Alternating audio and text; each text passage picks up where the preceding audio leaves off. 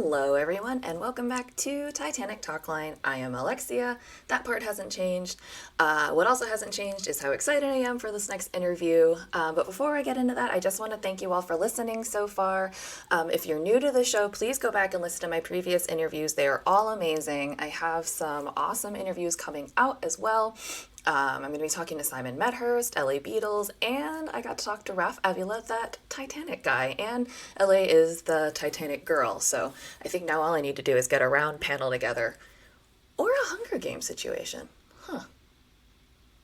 I didn't really ask either of them, honestly, so I don't know why I'm speculating.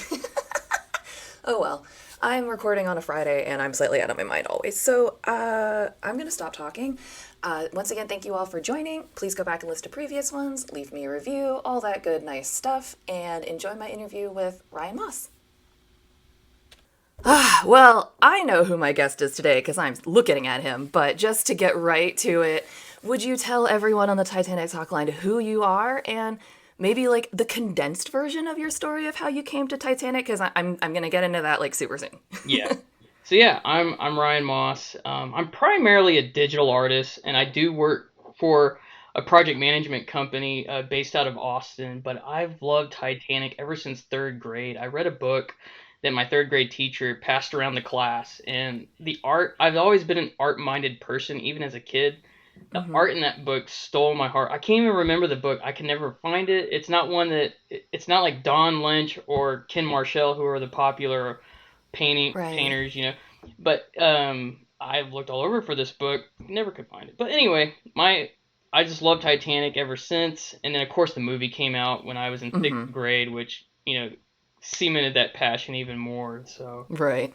yeah, What? Tell me a little about the book because I wonder if someone listening might know about this book. Like, was it a kid's book or was it? What was it? it was a kid's book. Okay. It was a kid formatted book. It was like pictures, like every page was completely illustrated, Uh huh. and it was probably each page had a paragraph on it, and here was the thing that marked that book. It was the only book I saw that had a celebratory band at Southampton that had like a full brass band, not Huh. violins and cellos like you would see on the Titanic, but they were standing at the dock and there was like, it looked like fireworks shooting off, and this band had a brass band. It's the only book I've ever seen with this image in it, and so that's it. I hope someone can find it now because I think that's unique enough of a descriptor where someone out there is going to be like, I also read that book.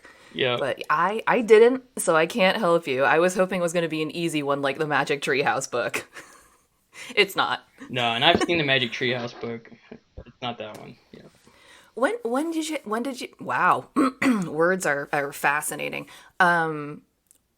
How old did you say you were when the movie came out? I think we're similar age. Yeah, so I am 36, and the movie came out when I was in sixth grade, and so Yeah, I was 8. I was in 3rd grade. So yeah, I remember. I think that you're right in that a lot of people in our age bracket, it was inescapable that yeah, the Cameron Titanic is inevitably what just scooped everyone oh up. yeah, for sure. And even to this day, it's funny. I love the movie so much, but there's things now after doing so much research for my book alone. There's like, I wish Cameron didn't do this, and Ooh, like one, what? for instance, Murdoch. Everyone's gonna say it, William Murdoch. That is not how that man would have lived or done a thing. And I know he had to sell that story somehow, some way to make Cal more evil. But yeah, William Murdoch is quite the hero if you know the man for real.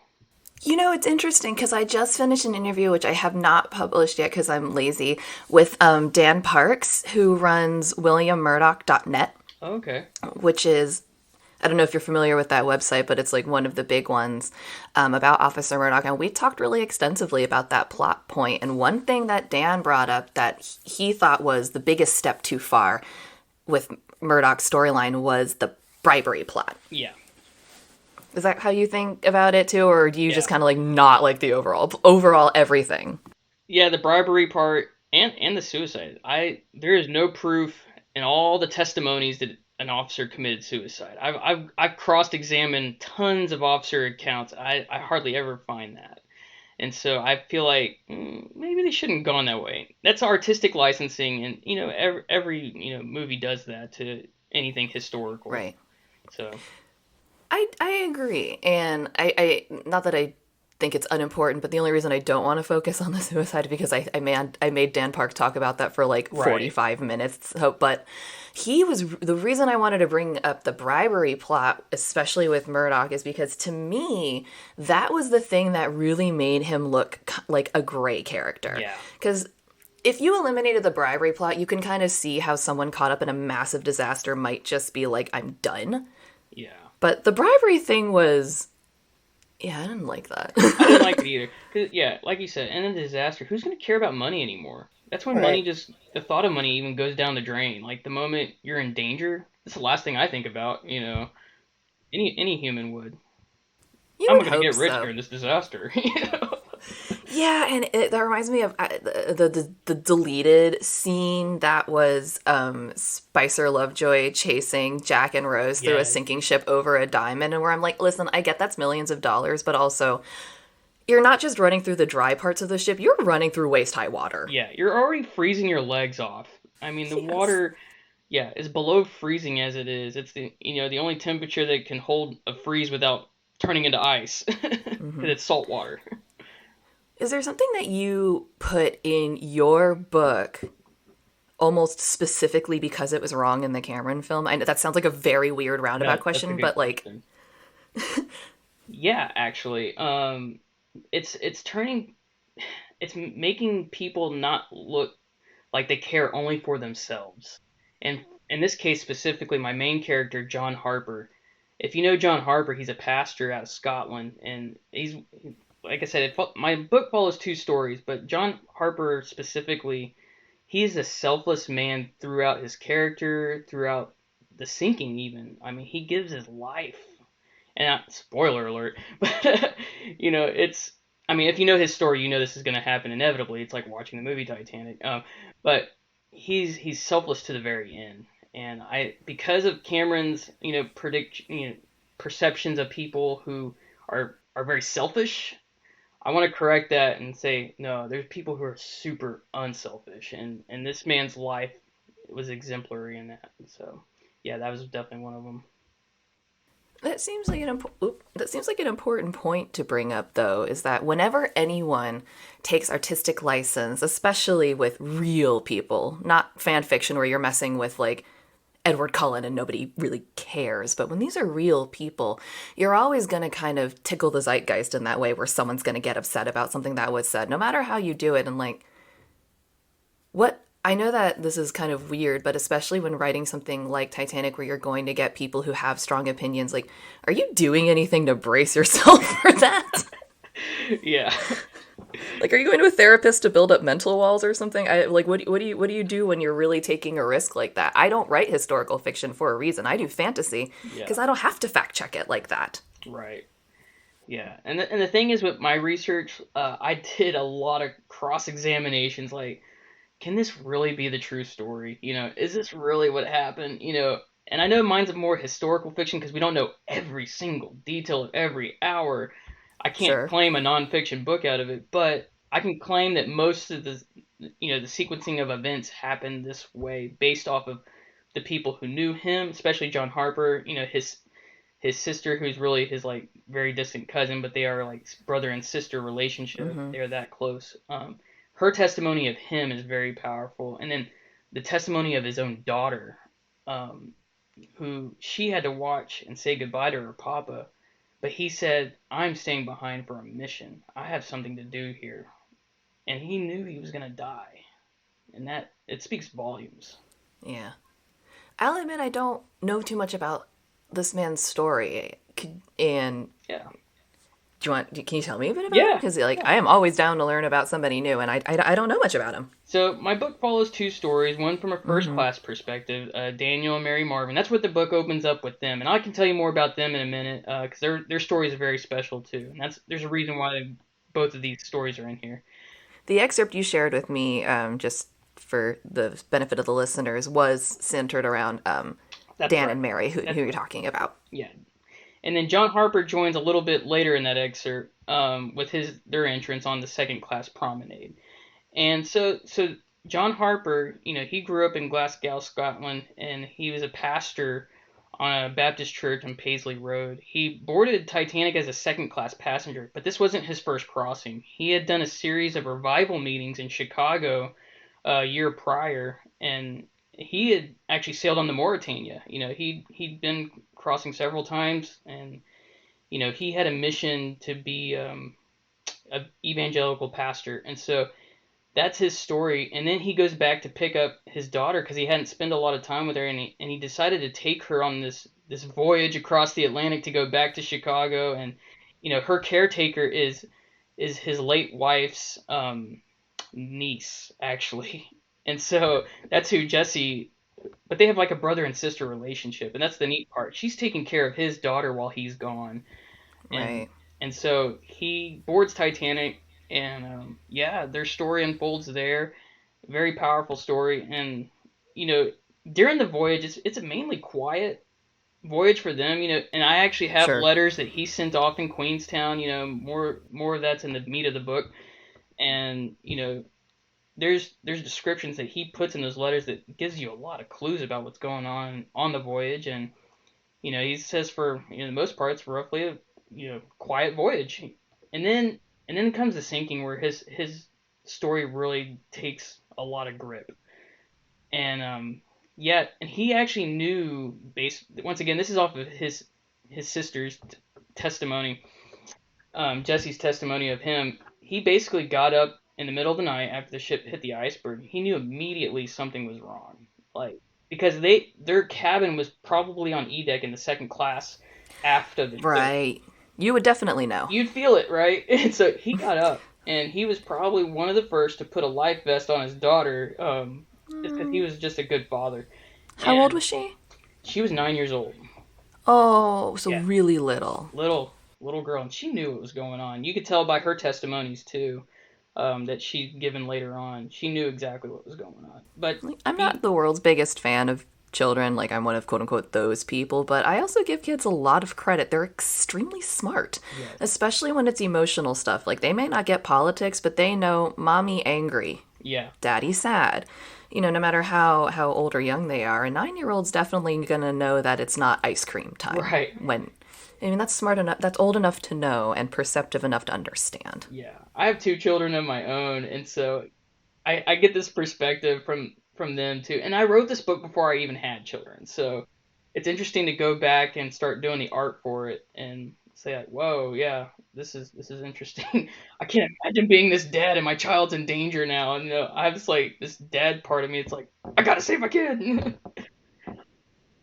But anyways, yeah, during the sinking, it John's story became kind of popular amongst definitely evangelicals because what he did was he he decided to get his daughter and his sister on lifeboat number 11. And after that, if you know lifeboat number 11, it was pretty late in the sinking when it was lowered, and lifeboat 11 was actually nearby the ship, pretty close. But John Harper stayed aboard because he just all he wanted to do was share the gospel to people, and he said it. He said it to Jesse. He's like, "I'm going to stay behind. I have a mission to do, and this is what I'm going to do."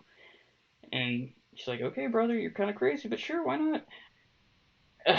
But anyway, so he stayed behind. The ship goes down, and the very powerful part of the story is after it goes down, John Harper's in the water and he talks to a man, another guy from Scotland, happens to be from Scotland, and he's a younger guy, and he tells him the gospel, and then he goes off and he dies. But the younger guy gets picked up not by Officer Lowe. He's not one of the four sole survivors there, but he's probably on the upside down lifeboat later on. They probably picked him up just based off of testimony. And then later on, years later, way after the sinking, there's a really it's like a memorial service in Canada of all places for the Titanic survivors, and they're at a Baptist church, and this the same young Scots guy stands up in the middle of the whole thing, says, "I'm a Titanic survivor, and I believe I'm John Harper's last convert." And of course, all these chills goes through the crowd, and it's an interesting story, and so it's really powerful, and that's the Harper story of the book. I think it's a really good story. And I mean, there's a lot of stories of, various acts of heroism Right. throughout the night from, Charles Jacques throwing deck chairs overboard, knowing that Yes. people could climb on them, to, I'm not a religious person myself, but I went to Catholic school and I grew up Christian, so I know that, especially for people who are of specific denominations of faith, that there are very specific things that, need to happen. Like in Catholicism, there's a strong emphasis on things like the last rites. And Yeah. I know that for people who are probably, no, not probably, who are meeting death, to especially people who are strongly religious, to be able to have that authoritative presence of a priest or a pastor in your last moments, the way you were told it was going to happen, Right. must have been a tiny amount of comfort, because, that's how people picture it, being laid to rest with the blessing from, the priest. Right. Right. And so yeah, his story, I think really it captured me a long time ago, back in 2007 when I first read about it, and I cross-examined other testimonies from people in Lifeboat 11, and of course his own family, and so that's kind of where that one went. Now the Marvins, the other story, it's a really good one too, and it's funny that you mentioned Charles Joffin because he actually Mary was put in boat number 10, and Charles was actually helping people get into boat number 10. So there's like a little cross there of testimony there that kind of helped guided how she got into boat number 10 too. Um, she actually got hurt getting into boat number 10, but more about that in a second. But their stories, so Daniel and Mary Marvin, their story is probably a little more known because they are first class than the Harper story. But Daniel's father is Henry Marvin. He's one of the guys that owned American Biograph, and it's a company that was in competition with the Edison Group. I know, and this is just history. And I so don't know anything about anything. I'm sure other people know. This is the only person who probably has a clueless face is me, but I appreciate you bringing it down. it's okay, no biggie. It's just some historical context. And so Context helps. their wedding is the first to ever be filmed with a cinematograph camera, that those winding cameras that you just like crank. Yeah. And That so would explain, sorry, not a spoiler for your book, but that would explain why on like page 2, Daniel's just whipping one of those out. yes, Like from his Mary Poppins pocket, he's just got this camera. exactly. And well, he loves film, Would make sense. and he's a young guy too. I mean, Daniel's Yeah. only 18 years old, and Mary is Gosh. 17. Yeah, Okay, these are children. these are children, and so he's excited about the camera, right? He's always wanted to be a filmmaker. His father helped invented that camera that put them in competition with the Edison Group, because Edison came out with one of their own, and so and Mary, she is actually a model. She's a fashion model. That's her background. That's why she got her fur coat on, her big fluffy hat. And so even though hats were very popular back then, y'all talked Yes. about fashion. I know your conversation with Veronica and food, of course. And so I love that interview, by the way. That was such a Oh, good interview. Veronica was so fun to talk to, but I think that hat's really important Yeah. because I can't think of an item of fashion that is more innocuous today than a gigantic hat. Like, you just don't, it's something that when you see it, you assume it's for an occasion. It's not something that comes around. I think I used the wrong word. Innocuous is not the word that I wanted, but too late. I'm not going back to correct it. But it's the same thing with gloves to me, for men and women. It's just sort of a thing where it's such a staple of the day then, not a thought to it now. Yeah. Or like scarves. In the fall, everyone has this big scarf with, it's gotta look a certain way.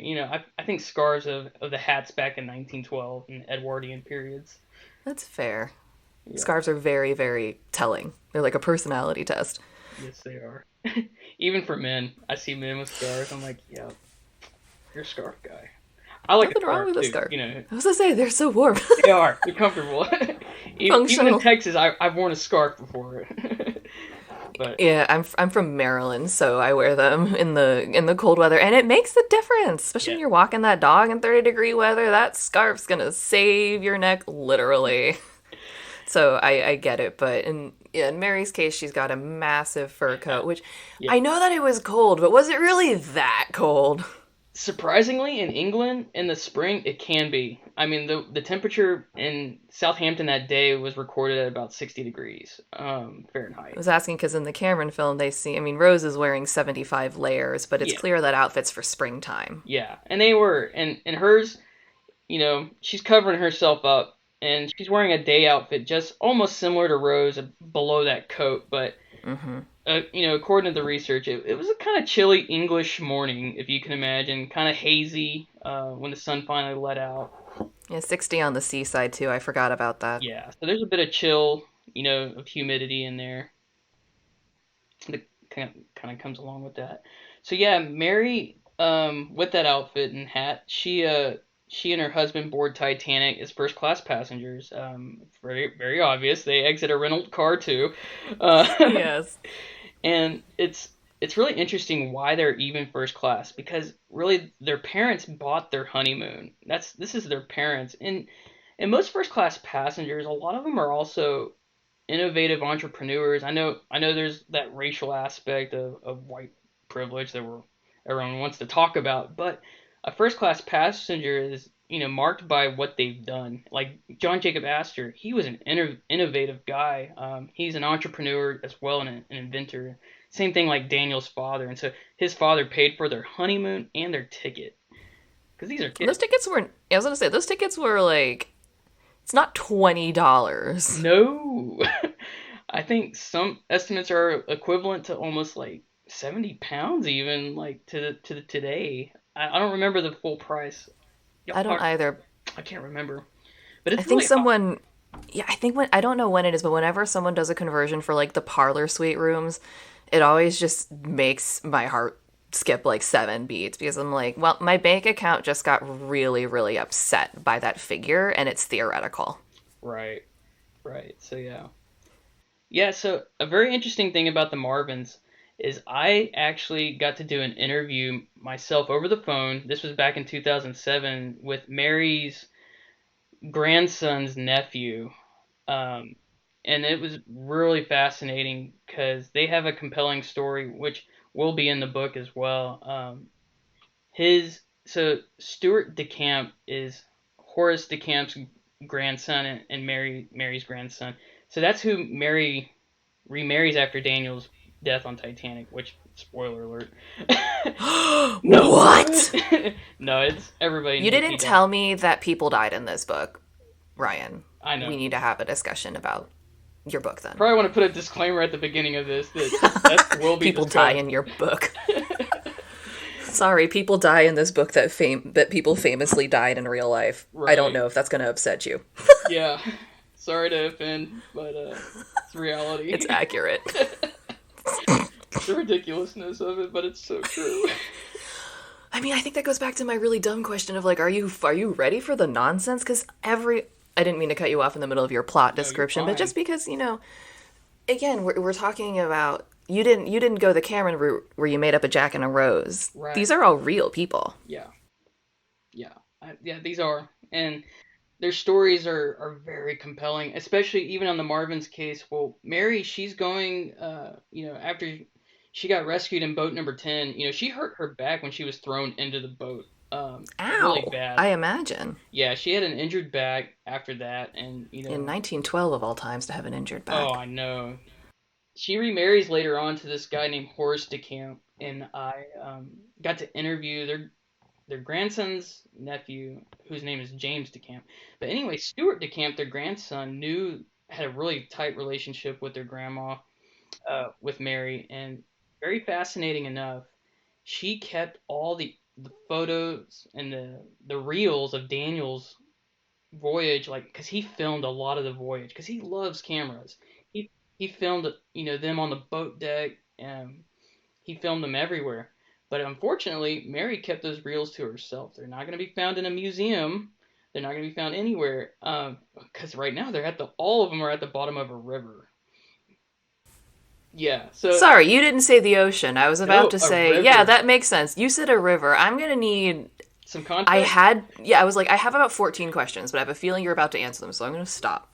Oh yeah. So Stuart and his grandma went out for a boat ride on the river. They lived in New York, near the Adirondacks, if you're familiar with that area. I'm not, but I'm familiar with the name of the river. Yeah, Adirondacks is like a big national park, and they they were out on a boat ride, and Mary has in her hands these reels, and one of them's of their wedding, the first wedding to ever be filmed, And then the other reel is the entire voyage of Titanic and all their time spent together.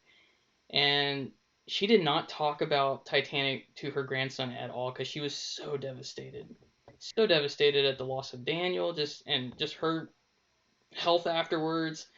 You know, it was just amazing that she even brought these reels out of the closet wherever she kept them, and she told the story to Stuart. She didn't talk about it much to the rest of the family, but that her relationship with her grandson was this close, and I got it confirmed with talking this interview secondhandly by the nephew, Mm-hmm. and she tossed those reels into the river.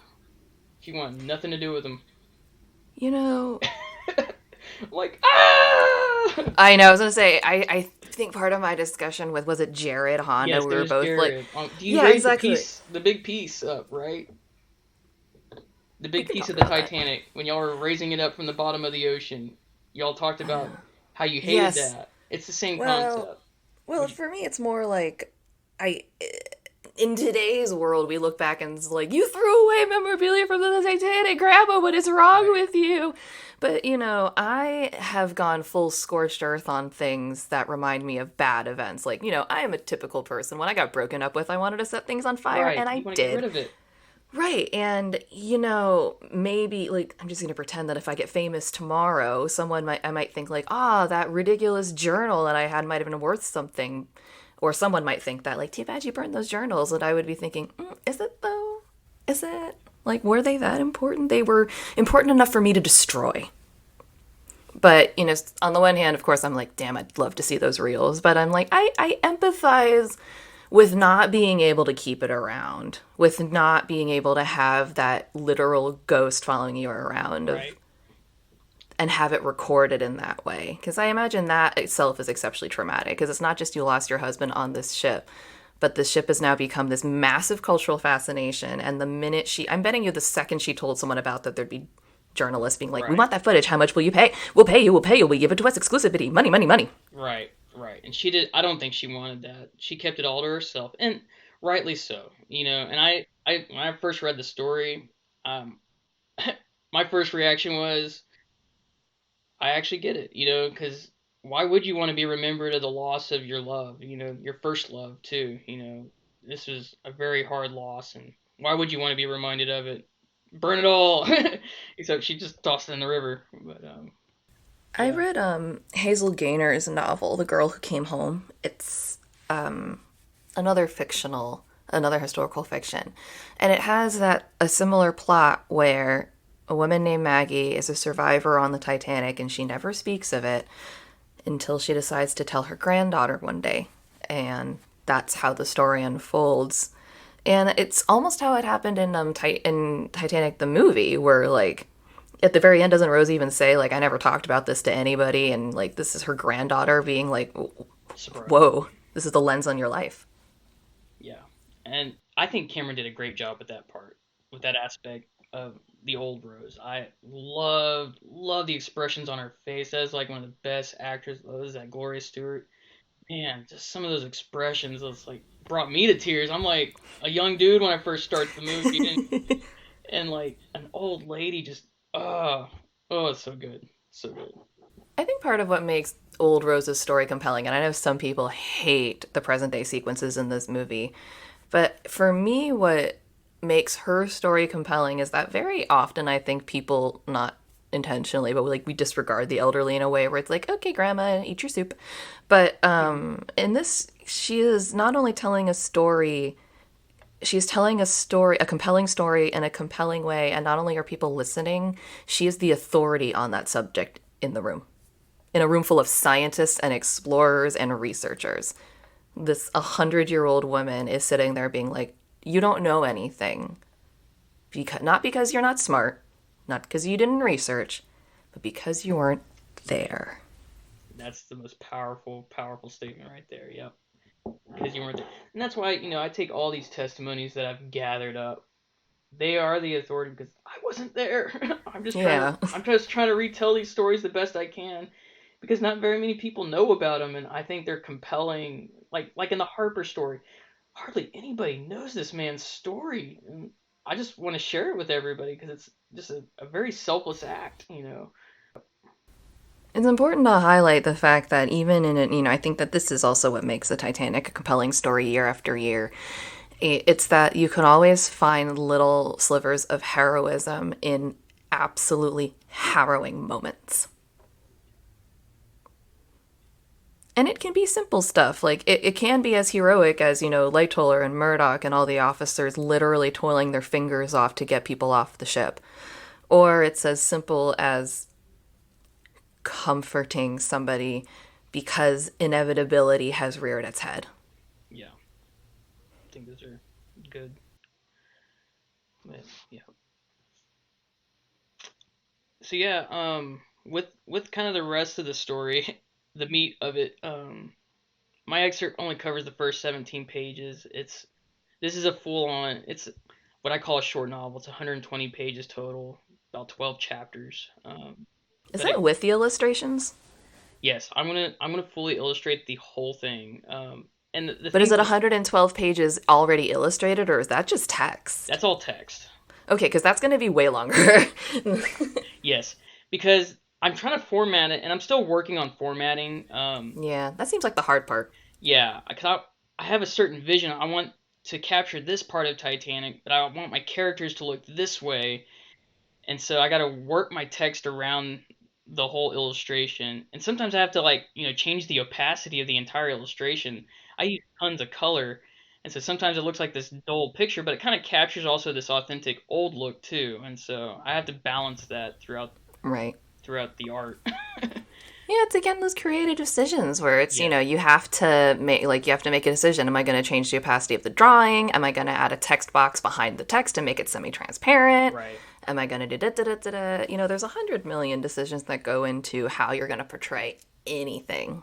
Right. And so I got to make those. And then another thing that is how much do I do a full detailed illustration every page, or do I do like in some of the excerpt, there's one of them talking to their steward. Well, I condensed it down to this circle where they're just talking to the steward. I'm not capturing the entire room because I've already captured that detail in their first entrance to the cabin when it's Daniel and Mary seeing their cabin for the first time. And I mean, anybody can go see that picture on Twitter. It's one I released of just the one page excerpt. Um, but the full 17 pages so far, it's that balance, and they are right now they're flexible because there's going to be changes to come. The book still needs a full editing, which Mm-hmm. I'm not afraid to say it needs to be edited. I wrote this in 2007 and through 2010.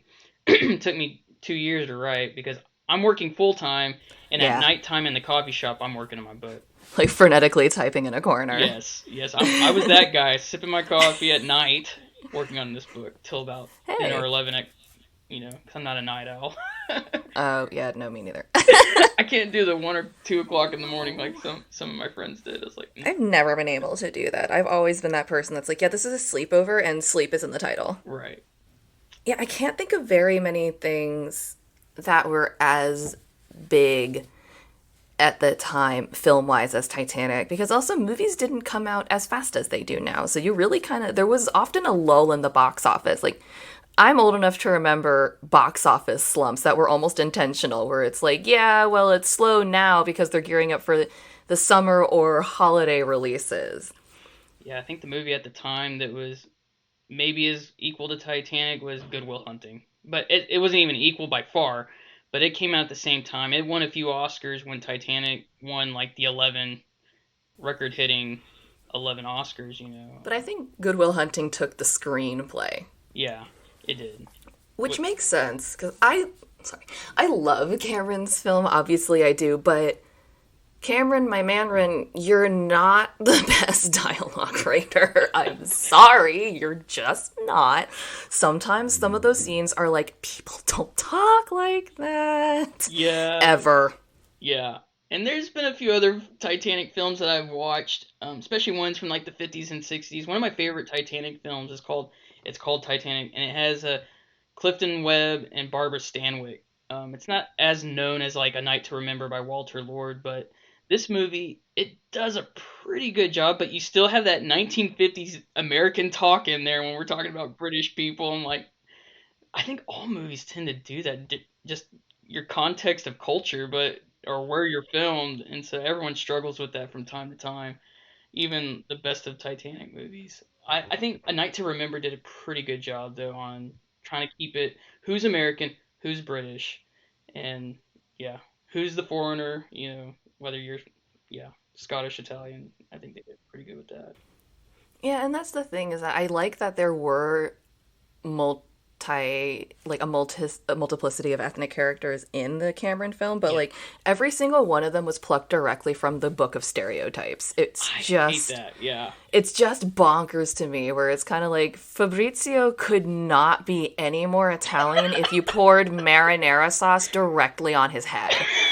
oh my gosh, so Where it's right. just like, but it's like, oh my god, and Tommy too. Like the second you meet him, he's Yes. like, "Do you think you might be Irish?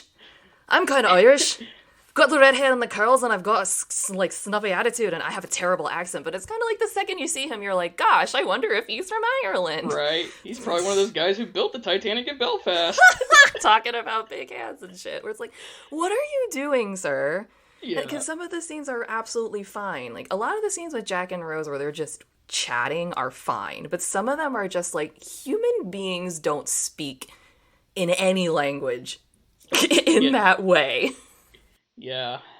And I know even in my own book, I struggle with that too. I'm like, how can I make these people sound authentic or look authentic? How can I write authenticity? I've always struggled with that, and so yeah, That's just the one of those hard things. part. But writing an authentic character is hard, and we're coming away from Titanic for a bit, which I don't care. This is my show, and I can do what I want to. Yes, you get. But it's hard to write a well-rounded character because it's like if you ever try to well-roundedly describe a human being that you know, like if you try to describe for a stranger, say like, I think you had a wedding ring on. Are you married? Yes. If you try to describe your wife to someone, even like me who's never met her, you'd never be able to quite get everything about her into your description, even if I gave you 3 hours, Right. because she's a complex human being with a lot to her backstory. And I feel as though some people forget that when you're writing characters is that you're not just writing a character in this moment. Like you're not just writing Dan and Mary on the Titanic. You're writing Dan and Mary in their life. Maybe you're cluing in at that moment, but Right. they lived lives up until that point, and that needs to be reflected back, and that's really difficult to do. Yeah. It's a challenge, especially even when I was coming up how to draw my own characters. Because my I bet that's a struggle in and of itself.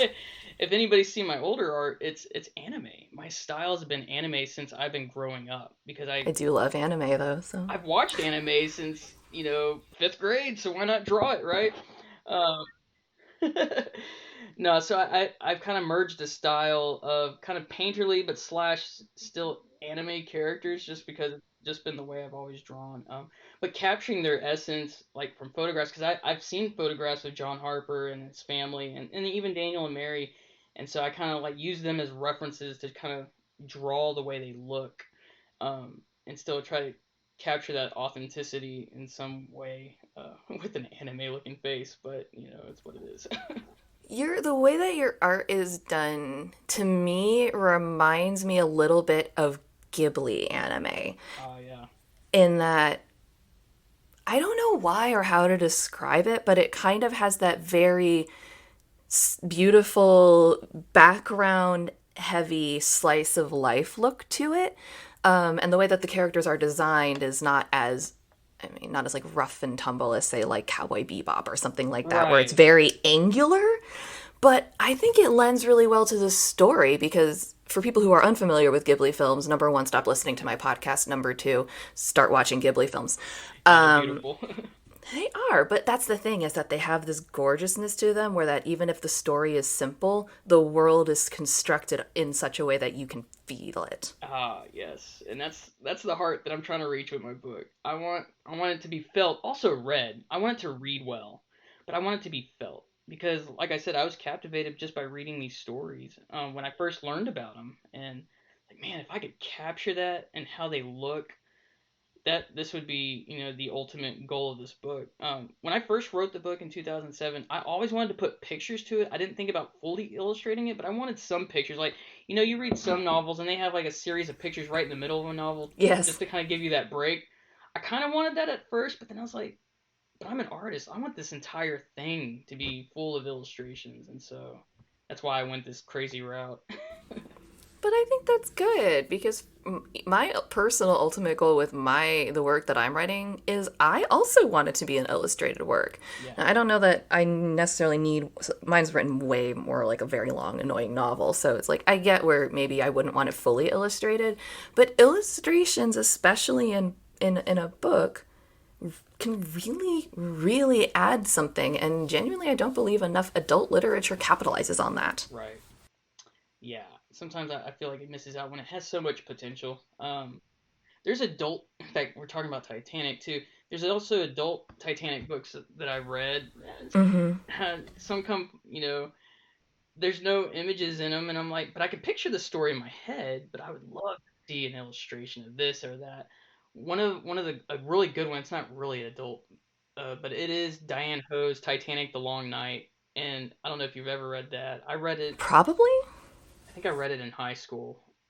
It was geared towards teenagers, but the writing stuff is really good, and she captures Titanic in a way I think Cameron almost did with his cinematography. She does it with her words, and that was always inspiring to me. I think she was a great author. She's still alive. I'm acting like she's dead, uh, and she's out I of do that all Boston the time. too. She's in Texas as well, so she's a great author.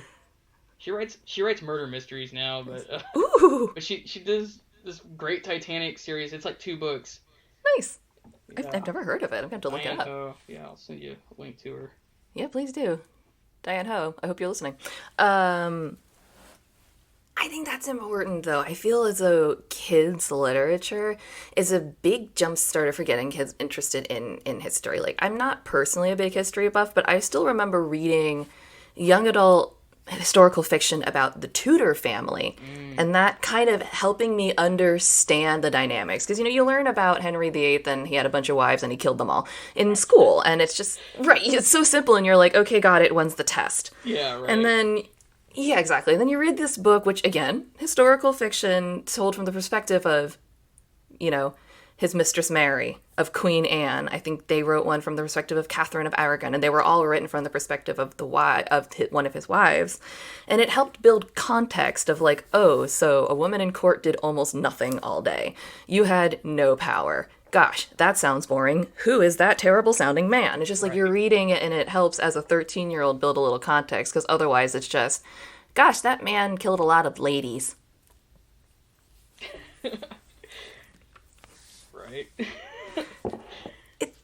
You have to make the story accessible. And I know, not to completely segue off on the Tutors, but they made that musical Six, which I haven't seen it yet, but it kind of reminds me a little of Hamilton in the way where it's like I'm telling you a story in a modern way so that you can understand the past. Right. Yeah. I don't know if I would do the same thing to Titanic. It would be kind of weird.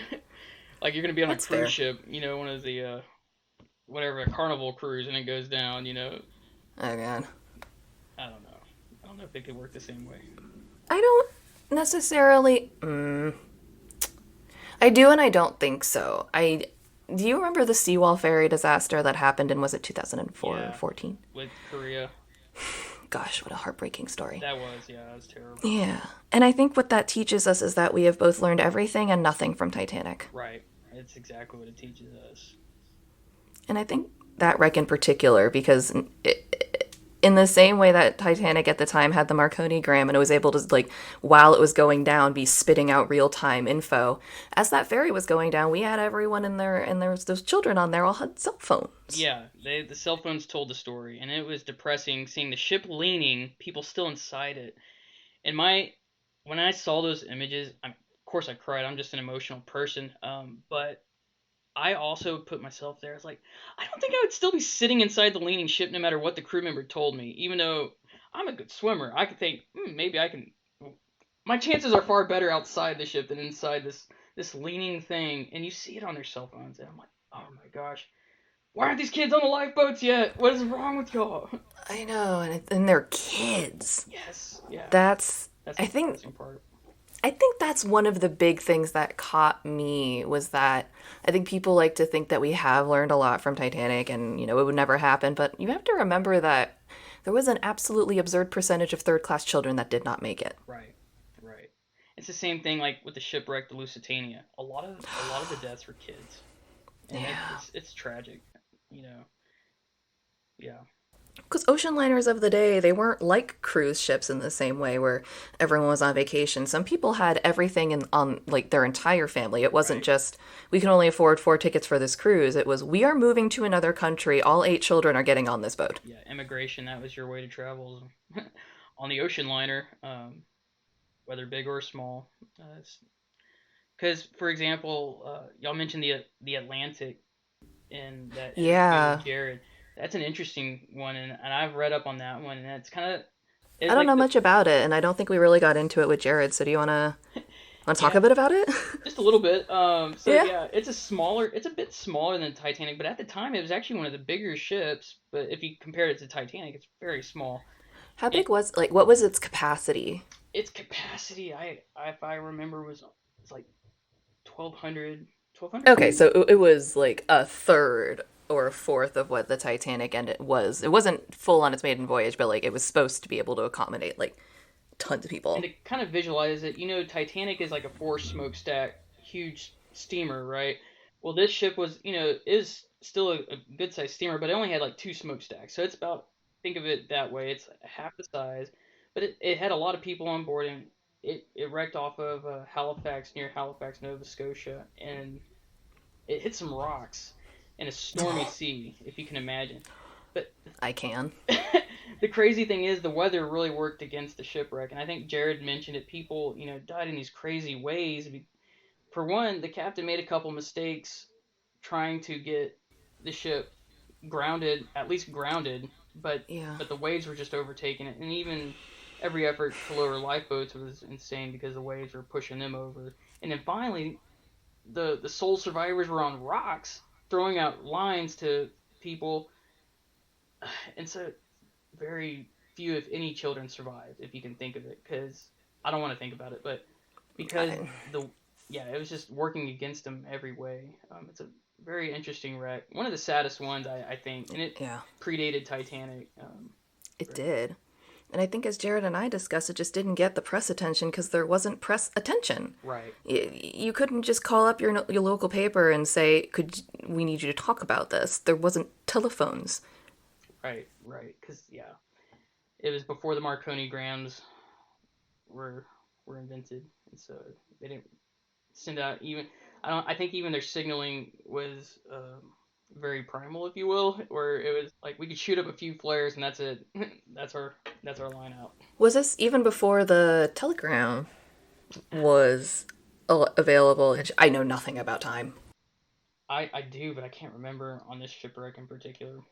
Well, because I also, if I remember correctly, just based on books I've read about Titanic, the Marconi grams on the ships were relatively. They weren't like brand new that year, but they were relatively new. So I have a feeling that you're right. If there was anything on the Atlantic, it might have been like a pigeon and a quill. Right, right. Uh, so yeah, it's a very sad disaster, and one that came after Titanic, which we talked about learning lessons from, but didn't, was the Empress of Ireland. That's one that also gets missed a lot.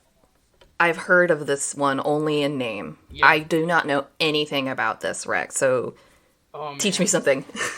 The reason why the drama didn't unfold because the ship sank in 15 minutes. That's like the Lusitania. Yeah, that's right. So you don't Just got hear a lot. absolutely blown Right. to bits. What's sad about the Empress of Ireland is that the ship rammed its side. Another steamer, I can't remember the name of it. It's the Stockholm, I think is what it was called. But I feel like that's the Andrea Doria's ship that hit it. I can't remember. I'm getting them confused. But another steamer, freight steamer that was carrying coal, hit it in the fog. And this was a passenger ship coming in on, I think, it was a river in Canada, and it was just frigid waters, just similar to Titanic. And this happened 2 years after Titanic.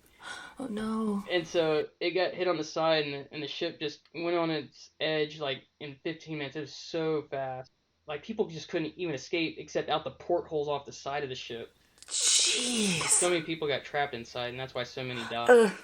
And yeah, Ugh. it was very tragic, almost as tragic God. as the Atlantic. But Doesn't he hear about these stories and like again, for the benefit of people who are listening, you can't see my reaction, but I think it's curled cringeworthy.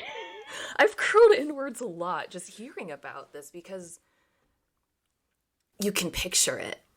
And part of it is because we have all these disaster films, and many of them are about like Titanic and the related ships. So when you see these dramatic portrayals, you can picture the real life incidents, even if you've like this. I'd heard of the Empress of Ireland, but I just knew it as a sad shipwreck. But you can picture this fog, which is super normal on especially rivers, especially in the cold.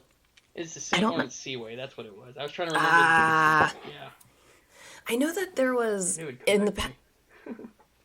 I don't know what it was, but I think it was in the past 50 or 60 years where there was another sort of massive accident involving radar and the fog, but it was a barge. Yeah, Am I completely off? But that happened, and that was also another thing where it's just like, in that one, I think they determined there was a little bit of negligence, but also it was just like a barge in a small area in the fog using outdated sonar or radar. It was just a bunch of terrible circumstances where then you add in one tiny sprinkle of negligence and it can all fall apart. yeah, and you end lives, and that's a sad thing. It's yeah. And what's interesting about the Empress of Ireland, the captain, after the ship hit the side of it, it was stuck inside next to the Empress of Ireland before it sank. The ship that rammed No. it, and the captain used a megaphone saying, "Stay there, because if you back up, we're gonna founder very fast." And the Oh no, captain, dude. once again negligence, started reversing engines and No! pulled out of the Empress of Ireland, and then the And they river, immediately sank. yeah, and it just and then it sank just Like they say, don't pull out a stab. If you get stabbed, they say don't pull out the thing because it might be right. holding back a lot of bleeding. Yeah, same concept. Oh my gosh. Did they just not hear them? Or were they just panicking like on their own ship like we hit, back up, back up, back up, back up? Yeah, I think that was mainly it. Based off the testimony of the captain of the other ship, he's like, we didn't know what was going to happen.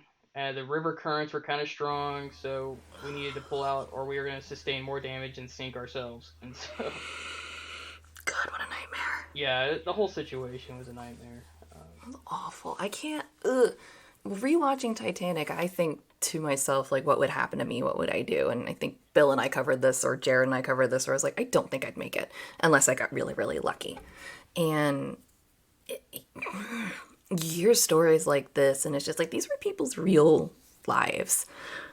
Like, you're begging someone not to pull their wrecked ship out of your wrecked ship. Like, this is what your life has come to.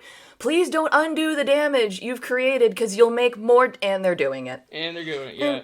Right. And then just, I can't imagine being that captain being like, fuck, fuck, fuck, fuck, fuck, fuck. Because now it's happening. And Yeah. no matter what you do, the river's coming in. Yep. Yeah. It's terrible. The scary part is this also happened at like wee hours of the morning, like 3 o'clock in the morning. You know?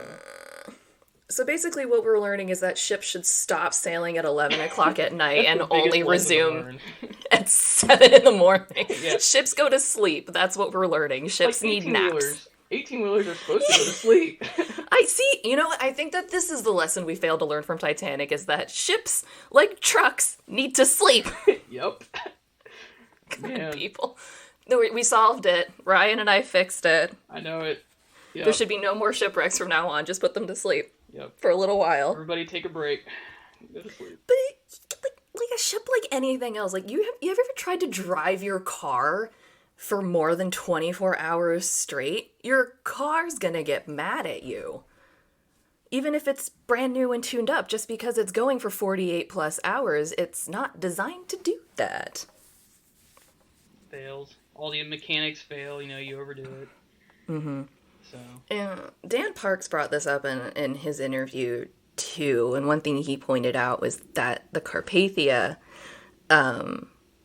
was super negligent in the measures it took to get to Titanic, and because it worked, we're all like, what a hero. But the reality is, and he goes into it a little bit more, is that the captain took a lot of bonkers risks because he was just breakneck speed flying it because he knew it was an emergency. Yeah. However, he also endangered his entire ship. Yep, and passengers and crew. Exactly. And it worked. So we're all like, yay! But it also could have really gone wrong, and then we would have had the Titanic and the Carpathia going down on the same day. Yeah.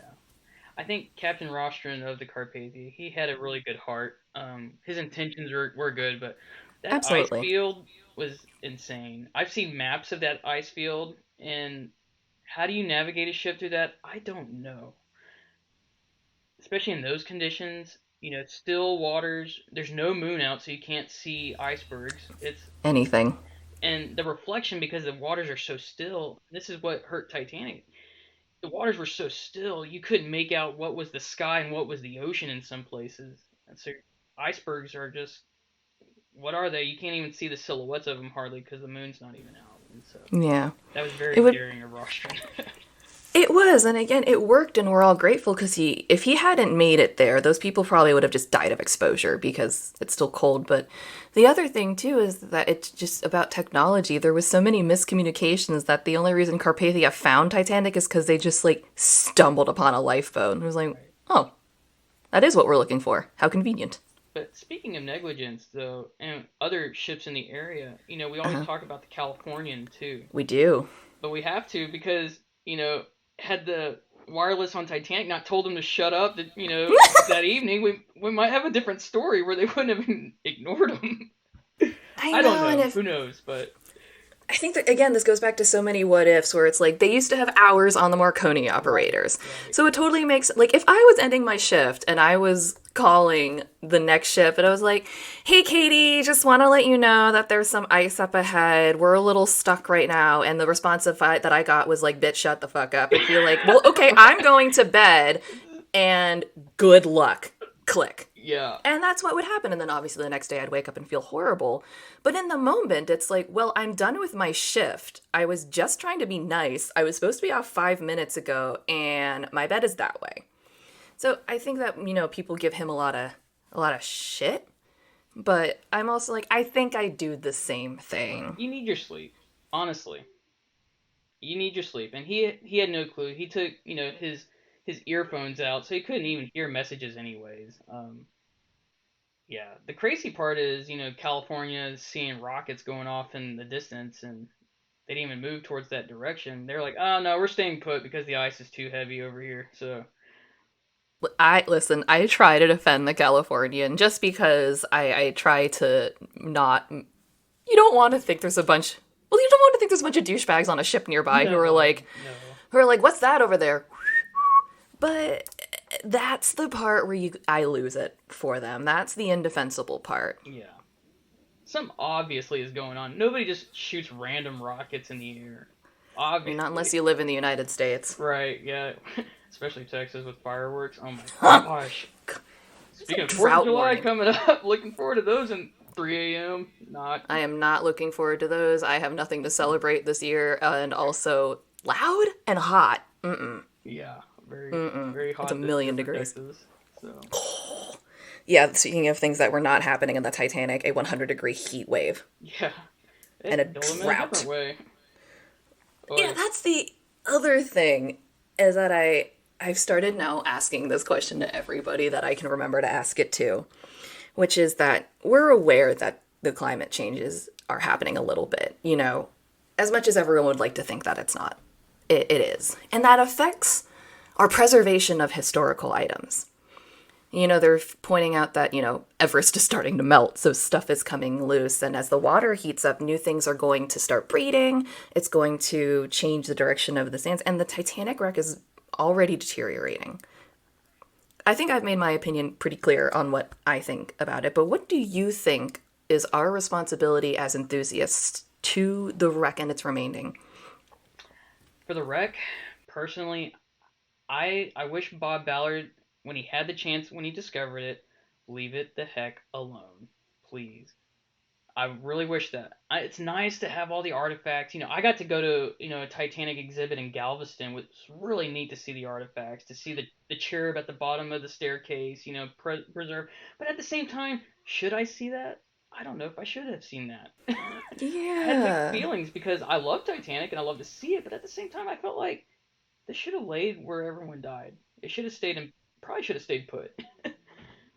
Yeah, and that was my sentiment over it, where I'm very vocal about that. And maybe if we'd taken better care in the years leading up to it in preserving it, I might think differently and be like, well, now that it's starting to deteriorate, it's our responsibility to save it because we've done so much to keep it alive. But all we've done is plunder it and make it worse, plunder it and make it worse. Like, there's trash now at the bottom of the thing, and I think I made a weird joke that it was like an iPhone landing on the Titanic is going to be the thing that causes it to collapse because some tourist dropped it from a cruise ship.